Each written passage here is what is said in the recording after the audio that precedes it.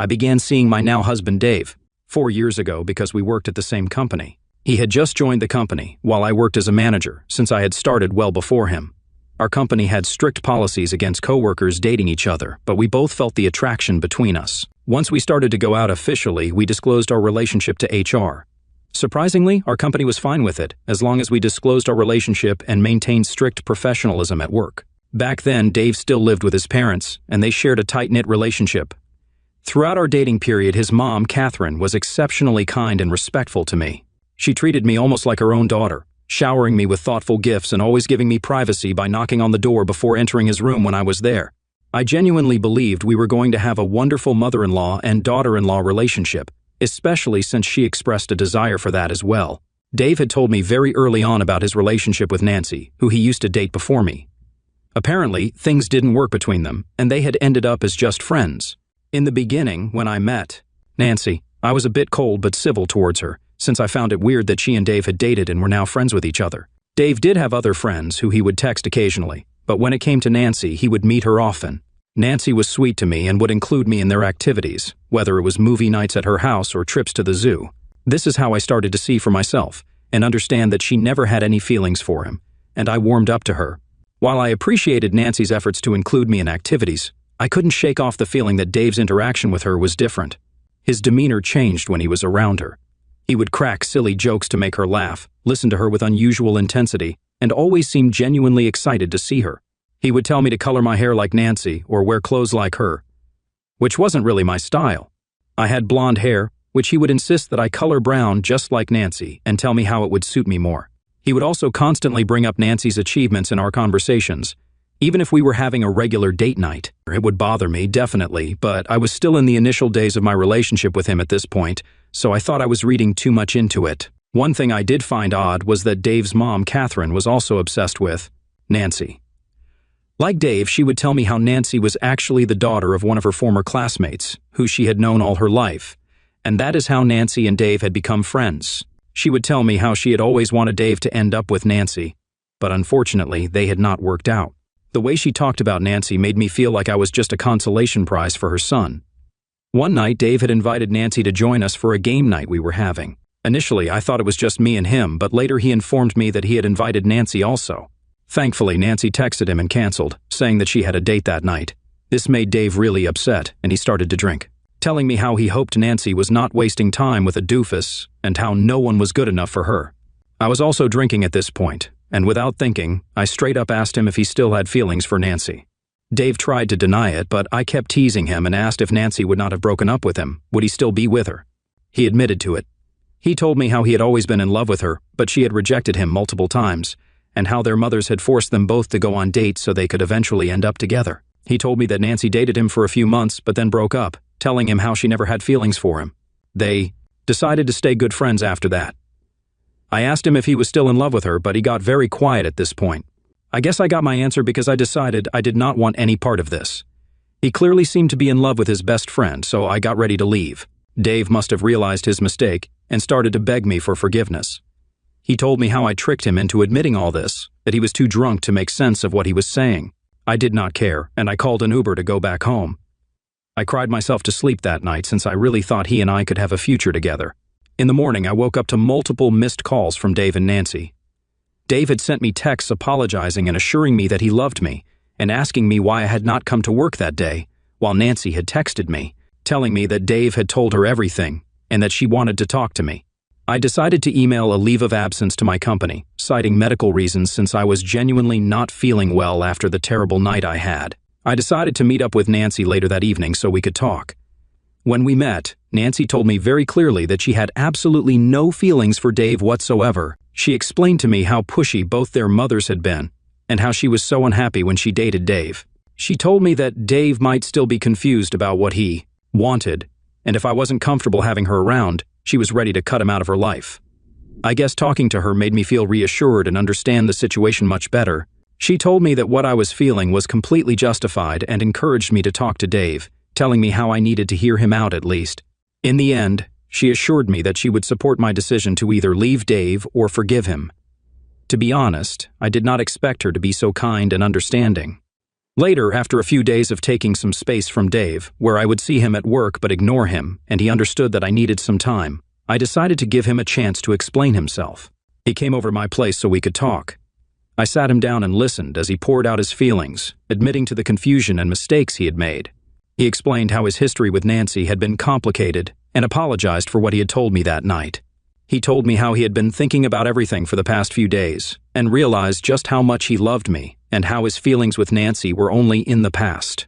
He went on expressing remorse for comparing me to her and trying to mold me into someone I wasn't. Dave emphasized how much he loved me and he was willing to work on our relationship if I still wanted him. His sincere words broke down the guard I had put up. It wasn't an easy decision, but I chose to give him another chance. I told him that he needed to stay away from Nancy and that if we ever met her, it was going to be a group thing. Dave understood the gravity of the situation and agreed to this arrangement. We did talk to Nancy regarding this, and she was okay with it. She understood that we were taking this step for our future and assured us that she would not interfere. In the weeks and months that followed, Dave and I really put in the effort to rebuild trust and strengthen our relationship. We made it a point to keep communication honest and open, dealing with any lingering insecurities or worries that popped up. I won't lie, it wasn't a walk in the park. It demanded patience and commitment from both of us.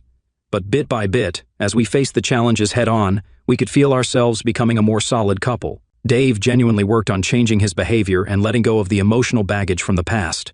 Our work was going well, and we got into doing things together that brought us even closer, creating fresh memories and shared experiences that were uniquely ours. Throughout all this, my mother-in-law started to display some weird behavior. First of all, when she found out that Dave and Nancy were no longer friends, she yelled at him and told him how he could not just cut off his oldest friend, and how Nancy's mother was not going to like Dave after that. Even though she did not know everything that had happened between the three of us, she did piece a few things together because over time, she started to blame me for coming into Dave's life. Once she realized that we were getting serious with each other, of course, she was never outright rude, but she would make sly comments to Dave during dinner, like how he should not settle down fast, or about how he could do much better. When this would bother me or rub me the wrong way, she would try to joke it off and tell me to lighten up. But you know, things took a turn when Dave popped the question about a year ago. The first time I saw my mother-in-law after the engagement was at their big Thanksgiving bash. My then fiancé, who was just beaming with excitement, couldn't stop showering me with compliments about my outfit. He even turned to his mom and said, "Don't you think her outfit is so cute today?" And his mom goes, "She could have dressed better." Talk about a buzzkill.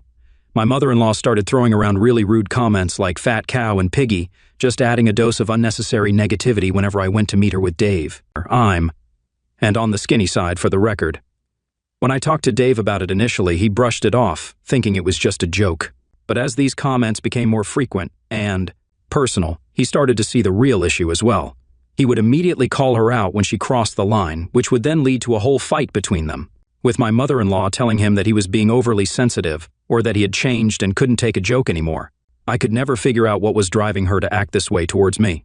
One day, out of the blue, when we were discussing our wedding plans, and I looked at Dave and teased him about how he was all mine after marriage, she laughed and dropped the comment, "He's mine until marriage," which totally caught me and Dave off guard. I got a bit uncomfortable hearing that, and Dave was quick to tell her how weird and inappropriate that was. She always used to be on my case, constantly asking about my work schedule and then dropping not-so-subtle hints to Dave, like, "Let's meet up when she's at work," or "We can do this when she's not around." It felt like she was having a weird power struggle with me and wanted to push me out of her son's life.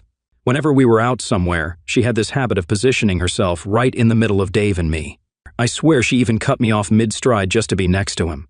And don't even get me started on how she reacted when we shared a little kiss. We kept it classy, of course, but she acted like it was the end of the world and would tell me that I should not do all these things publicly. Oh, and the personal space invasion, it was unreal. She would put her hands all over Dave, and she just had to stick her nose into every decision and plan we made. Without fail, every Friday when she was at work, she would text to find out our plans, as if she was somehow involved in our relationship. Whenever I used to talk about something related to my Dave, she always had to say, "No, I know him the best," and butt herself into every conversation we had, competing for his attention. If Dave and I were just messing around like tickling each other, she would come up and say, "Stop touching him," and tell him how she missed him as a child when she could just keep him to herself. She had no boundaries, and I couldn't stand it. When we finally tied the knot, she gave a speech about herself during our wedding ceremony, about how she had sacrificed so much to have a son and raise him to be a gentleman. We had also invited Nancy to our wedding, and it was pleasant to see her after such a long time. She had come with her boyfriend and congratulated us on our wedding. My mother-in-law then insisted that my husband and Nancy should take a picture together for old time's sake, and told everyone high and near about how she had always wanted Nancy as her daughter-in-law. It was honestly so embarrassing, and in the end, my father-in-law had to escort a drunk mother-in-law out of our venue when she would not shut up. Later, when we went on our honeymoon, my husband asked his mother to only contact us for emergencies, and he assured her that we would respond to her texts when we could. Well, that simple request triggered a whole spiral, and she went to the entire family crying and claiming my husband broke her heart and that he no longer cared about his poor old mother now that he's married. When I was about weeks away from delivering my first baby, my mother-in-law texted my husband inquiring about the birthing plan. He informed her that it would be just me, him, and my mom in the birthing room. We planned to text her once our baby boy was born so she could come meet him. Well, that simple explanation set off a storm. She threw a fit, accusing my husband of pushing her away and claiming we prioritize my family over his, which couldn't be further from the truth. In reality, we see his family more than we see mine, so I have no clue where she got that idea. To make matters more confusing, she called my husband and said, "I have to get used to the fact that I have to share you now, with not only a wife but also a child." I had a gut feeling that it was all about jealousy. This wasn't the first time she'd shown signs of it. She had also made a rude remark to my mom at my baby shower, which we had a few weeks earlier. She told everyone about how well she had raised my husband, and how this is why she should be my baby's favorite grandma instead of my mother. Maybe it was meant to be a joke, but my mom was a bit hurt by the comment. When my husband told her over the phone that it would just be me, him, and my mom in the delivery room, she responded with, "Well, that's not how your wife should treat me. She should be a better daughter-in-law." I had my mother-in-law in the room with me when I gave birth. My husband stood his ground, telling her, "Well, that was your birth story. This is hers. I support her decision." A few months back, she informed me that she wanted to be called Nana, leaving the title of Grandma for my mom. It felt like she was still angling to be the favorite grandma, but what she didn't realize was that it was pushing me further away. Her controlling and manipulative tendencies made it hard for me to be around her. Throughout my entire pregnancy, she never asked how I felt. Every time she saw me, it was the same routine, "How's the baby boy doing?" And each time I wanted to respond with a cheeky, "I don't know, why don't you ask him yourself?" Whenever I brought up my pregnancy, she had this uncanny ability to turn the conversation around and make it all about herself. Every time I shared something, she jumped into talking about her own birth story and how she felt during her pregnancy, completely sidestepping any interest in my experiences. I even mentioned a few times that I planned to get an epidural, and she responded with, "I did it all natural. I don't trust those things." When I finally gave birth to our son, my mother-in-law started going over the top. She would constantly tell me how I should feed the baby, how I should hold him, how I should change his diaper, how we should bathe the baby, and it was exhausting. She even wanted to move in with us, telling me and Dave about how she could take over all the motherly duties, but I put my foot down and told her that this was my baby. I don't know if it was my pregnancy hormones, but I did not want our baby to be around her. She was extremely controlling, and I told her that she was not welcome to come over to our place uninvited. This did not sit well with her. My husband tried to calm her down, telling her how this was a crucial time for our baby and we needed our own privacy. In the end, I honestly did not care what she felt, since I was too busy taking care of our son. When our son was years old, Dave was offered a better-paying job that would allow us to move away from my mother-in-law, and we immediately seized on the opportunity. Even though I would have to look for another job and probably get paid less, I did not care, and I asked Dave to accept the offer. My mother-in-law obviously did not like that, and even my father-in-law tried to convince Dave not to take up the job. But thankfully, my husband did not listen to them, and we eventually moved away from them. It turned out that once I was away from them, I felt much lighter and happier. Fortunately, we were also living close to my grandparents, which was great for me because I've always loved spending time with them. Whenever Dave was at work, I would take our son to meet my grandparents regularly. This was during the time when I was applying for new jobs and interviewing with different companies. My grandma absolutely adored my son and my husband. She would make strawberry tarts for my husband, which was his favorite, and he would rave about how delicious it was. Word slowly got around to my mother-in-law, who absolutely hated the fact that my husband was getting so close to my grandparents. She would get all snippy and almost upset whenever my husband brought up my grandparents. If Dave and I were busy because of a family dinner at Grandma's and he could not pick up her calls, there would be a sarcastic comment about not wanting to upset Grandma. She would even get snippy about my grandma making those precious strawberry tarts, but Dave would ask her to back off. One day, while I was still looking for a new job, I found an opening in Dave's company. I discussed it with him. and it was at a much higher position in his company, so he would not be directly working under me. Honestly, we both thought that I might not even get it, but as luck would have it, after several rounds of interviews, I secured the position. I was shocked, to say the least, since I would be earning even more than I did in my last job as a manager. Without a thought, I accepted the job. I thought Dave would be happy as well, but it turns out he never thought I would actually get it and was pissed that I accepted it without discussing it with him. He urged me not to take up the job and told me that I could become a stay-at-home mother. I argued back that I didn't like sitting at home and tried to make him see how it was good for both of us to be earning. Over the years, my husband has told me several times about how I could leave my job if I wanted to, since he was also earning quite well by that point. But I liked waking up in the morning with a sense of purpose and earning my own bucks. Both Dave and I had our own personal accounts, and then we had a shared bank account, which we used to pay for bills or childcare. He would also send regular checks of hundreds of dollars to his mother, which was a bit odd, but I kept my mouth shut about it since he was free to do whatever he wanted with his money. Eventually, I started to notice how my mother-in-law and father-in-law would go on a cruise every 3 months, where she would wear and flaunt new jewelry on her social media, which made me realize slowly that she was using her son's checks for all these expenses. Last weekend, we had our wedding anniversary celebration, and because it was a huge achievement, we decided to go all out with the guest list and even hire caterers. Everyone, including my parents, Dave's parents, our close friends, and some of our coworkers were invited to the party. When my mother-in-law came, she ignored me as usual and went straight up to hug Dave and asked son, as if I wasn't standing right next to them. I smiled at her politely and walked away to mingle with other guests. Everyone seemed to be having a good time, and we sat down to have dinner. Amidst the clinking of glasses and cheerful chatter, my mother-in-law stood up, her voice cutting through the jovial atmosphere. "I can't believe that my dear son has been married now for the past years," she announced, her words causing a hush to fall over the room. "It feels just like yesterday that I was teaching him ABCs or showing him how to ride a bicycle." My husband blushed hearing her words as everyone laughed. She continued, "I can't believe that I have such an adorable grandson who is slowly growing up to be a gentleman like his father." She then spoke more about herself and Dave, but not even once did she mention me, even though it was our wedding anniversary. I let it slide because this was typical of her. I guess my parents must have felt my frustration because my dad then gave a toast about how proud he was of my achievements and how I continued to be a strong, independent woman, and how my son is going to have great examples of both parents. Teary-eyed, I took a sip of my drink, feeling grateful, but my mother-in-law started to laugh and say, "What's so great about her? Every other woman has a job anyway." I was shocked to hear that since my dad had just said something nice, just like she had said something nice about her son.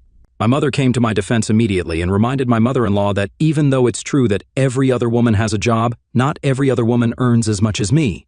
She joked about how I was earning 3 times my husband, which is rare to find in couples nowadays. My side of the family immediately agreed and raised their glasses in celebration. I could see that Dave was a bit uncomfortable, so I signaled to my mother to stop. I understood why my mother was coming to defend me, but I did not want us to stoop down to my mother-in-law's level. Meanwhile, my mother-in-law looked furious that my mother said something like that and loudly questioned my mother about it.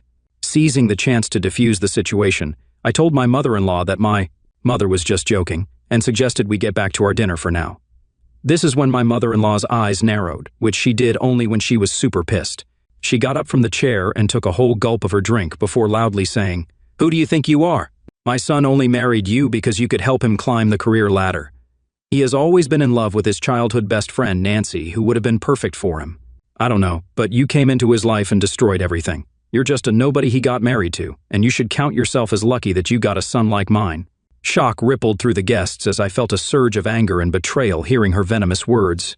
My father-in-law tried to calm her and make her sit back down in her seat, but she refused and went on to say how I needed to be taught a lesson. Dave was frozen in his seat. I asked my mother to escort our son and other kids out since I didn't want them to witness me destroying my mother-in-law. I could feel everybody's eyes on me. I plastered a smile on my face and looked straight at my mother-in-law, thanking her, knowing that this was the moment I had been waiting for. I told her that if this was truly the case, and if Dave was truly in love with Nancy after all these years, then he was about to get the biggest shock of his life. I went on, letting her know that not only could I fire her son given my higher position at work or make his life difficult at work, but I could also divorce him and take him for everything he had since we shared a son now. Her expression shifted from disbelief to realization, and I told her she had no clue about the extent of my influence over her son's life. It was a moment of asserting my strength and telling her to recognize her place because she had no idea what I was capable of. I went on to tell her that once her son loses his job, he would not be able to send her monthly checks, which I knew she was cashing in to buy new jewelry or book an expensive vacation for herself. My mother-in-law's face turned red in embarrassment. Dave tried to intervene, but I wasn't having it. I asked him if what his mother had told the entire room was true, about him still being in love with Nancy, and he vehemently denied it, assuring me that I already knew how much he loved me and that I should not allow his mother's words to affect me. I expressed my frustration with his mom's constant power struggle and made it clear that if he couldn't stand up to her, I was more than willing to walk away from the marriage. The room hung in a tense silence as I laid down my ultimatum. I then asked my father-in-law to escort my mother-in-law out of our house. She started to scream at me about how I had no right to do this, but Dave interjected and asked her to just leave since he had heard enough from her already. This reduced my mother-in-law to tears, and she started shouting and cursing at me for trying to come between her and Dave. My father-in-law tried his best to escort her away quietly. We tried to continue the celebrations, but everyone was really shaken up about what had happened. Since the party, Dave and I have not spoken to each other properly. He understands why I said all those things, but he thinks I went a bit too far. I can't bear to look at him, so we are sleeping in different rooms. I guess he might be right, and I might have gone overboard with his mother, but I have gone through this torture for the past years. I think I just could not take it anymore and snapped at the party. Some of the relatives from Dave's side have reached out to me, telling me how I should not have spoken to his mother that way, but they have no idea what I have put up with for all these years. So, Reddit, aita for kicking my mother-in-law out after she embarrassed me at our wedding anniversary? Update 1. Wow, I did not expect so many responses to my post. I have decided to listen to you all and have a heart-to-heart conversation with my husband about everything. I don't know if what his mother said was true or not, but I need to talk to him. I'll update you after that. Update 2. So, we talked. We had a lengthy conversation during which Dave acknowledged that his mother's behavior had indeed crossed some serious boundaries. He expressed his frustration with her actions over the years, admitting that my response, though unexpected, stemmed from pent-up frustration. He also clarified that he had never spoken to Nancy over the years or even mentioned her to his mom, so he was shocked as well that she mentioned her after all this time. I firmly told him that I was tired of watching his mother be obsessed with his ex, and questioned him if he would have liked it had my parents done the same to him and compared him to my exes. Dave understood where I was coming from and profusely apologized. However, he felt torn between his loyalty to me and the deep bond he had with his mother.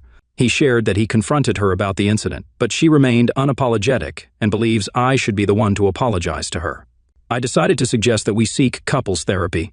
It felt like it was much needed for us at this point, and despite initial reluctance, Dave agreed, and we have decided to go for a session this coming week. As per all the comments from people who wanted me to ask Dave to block his mom permanently, I feel like this is something that I will bring up during our counseling therapy, so we can discuss and make a decision regarding this with the help of our counselor.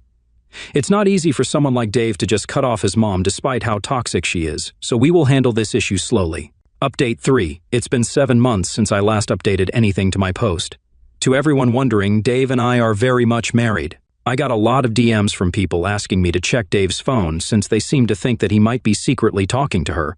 Instead of violating my husband's trust, I decided to reach out to Nancy herself. It had been years since we had talked, and we caught up on everything. She was shocked that my mother-in-law had brought her up during our wedding anniversary and told me a similar story about how her mother was not happy with her husband, Michael, ever since she got married. I guess my mother-in-law and Nancy's mom have been so obsessed over the idea that their kids would end up together that they refuse to get over it. Nancy showed me pictures of her adorable twin daughters and assured me that she was very happy in her marriage with Michael. She hasn't been in contact with Dave for a long time, which is exactly what my husband told me. We promised to stay in touch more often, and I plan on letting our kids meet up for a playdate soon. Anyway, Dave and I have been doing quite well since we started going to counseling. We are able to communicate with each other better and are slowly starting to get back to our old selves. Dave did end up blocking my mother-in-law eventually when she continued to interfere in our lives, but he does talk to my father-in-law once in a while. My father-in-law has assured us that he would not allow my mother-in-law anywhere near us and has kept his word. Our son is doing well in school. Dave and I spend our major holidays with my parents or my grandparents, and overall, things are looking well for us.